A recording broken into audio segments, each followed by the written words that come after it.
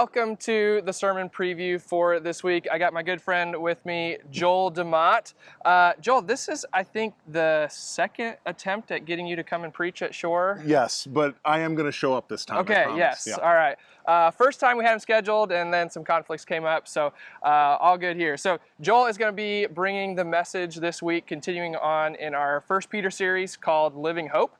This idea that Jesus is the hope that we look to in all areas of life. So Joel is going to be taking our next passage, which is 1 Peter 2, 1 through 10. That's right. Yeah. So Joel, take it away. What do we need to know?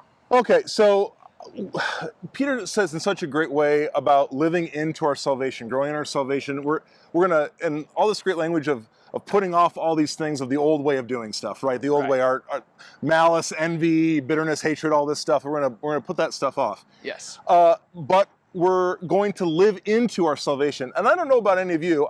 When I was younger, I always thought of like, oh, I get saved, right? Like I pray this prayer, I engage in this, and now I'm a Christian. And the language that Peter uses is much more about, yes, how we make a decision to follow Jesus, but then how we live that out, how we live into salvation.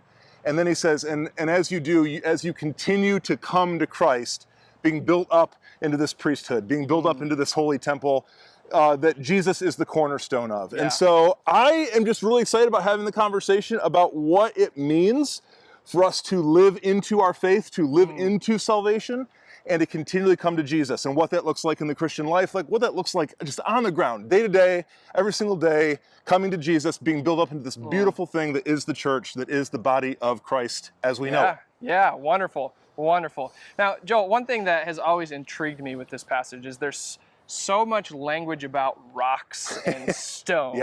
Yeah. Within that, like, what is the purpose behind that? Like, why would that language have been used? Yeah, so it's good Old Testament language that Peter is thinking about about prophets and what they've said about the cornerstone, and that ultimately, we talk about like the temple, like some of that old language.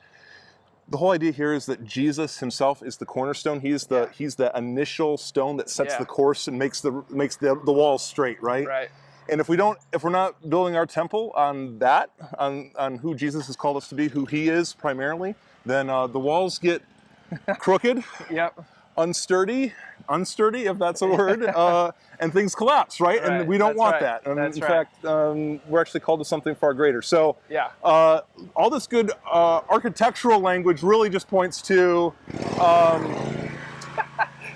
that was great timing. Nice, it's great timing. All this architectural language points to really where we actually have our hope and who we can look to to set a course for us in our Christian walk. Yeah, wonderful, wonderful.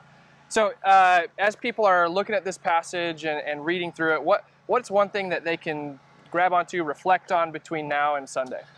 I'd like us all to ask the question, how are we being built up into the image of Christ? And how are we joining others in doing so? Okay. Because there's all this great language about the fact that it's not just us individually, but we collectively, as a priesthood of believers, are being built into this thing. Yeah. Who are you partnering with? Who are you coming alongside to make this beautiful promise that Jesus has given us into a daily reality? Yeah. So really moving away from this individualistic type of faith to a corporate faith.